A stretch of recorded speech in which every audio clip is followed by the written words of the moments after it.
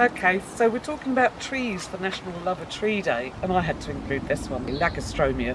I love this because you can't walk past Lagostromia without actually giving it a stroke. It's such a tactile tree. It has the most beautiful bark on it, beautiful cinnamon, orangey, bronzy, and then you get these sort of peeling layers to it that come off, and then it's this sort of green underneath, bright green and sort of, as I say, limey oranges, and it's just so lovely and smooth. New foliage in the spring emerges sort of slightly orangey and then sort of fades to the reddy green. So you've got sort of like the orange foliage matching the sort of orange within the stems as well. Sorry, ignore that. That's the irrigation coming on. So Lagostromia, otherwise known as the Cape Myrtle, has big papery flowers later on in the season, so much later in the summer. And so it's really good for late interest and pollinators and everything once all the other trees are really kind of finished and before the berries sort of start. So yes, Lagostromia, love a tree today.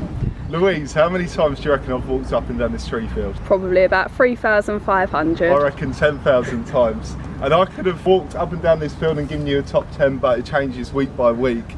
All I know is that this is the most interesting tree we have on the tree field. It's Ginkgo biloba, and the variety is Fastigiata blagum, so it's this more upright cone shape. But what makes the tree so interesting is it's been around for donkey's years. So for 200 million years, since the dinosaurs were around, it owes it to its resilience. So the tree can deal with slightly wet soil, pollution, drought tolerance, you name it, this big old tree can do it. What makes the tree so interesting as well is that you've got the history, you've got the facts that make it attractive, but if you want to get wooed, wowed and seduced by the tree, wait until autumn.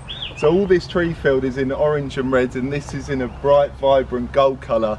So it's one of the most attractive trees that we have for autumnal colour.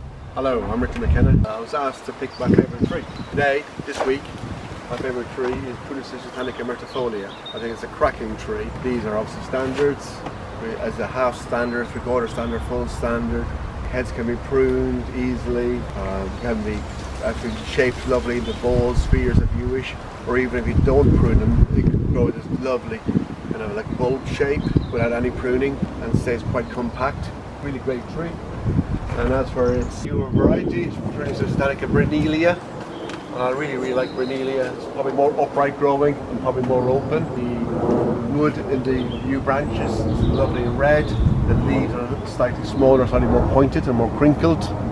This really is a really lovely tree. Again, really good screening.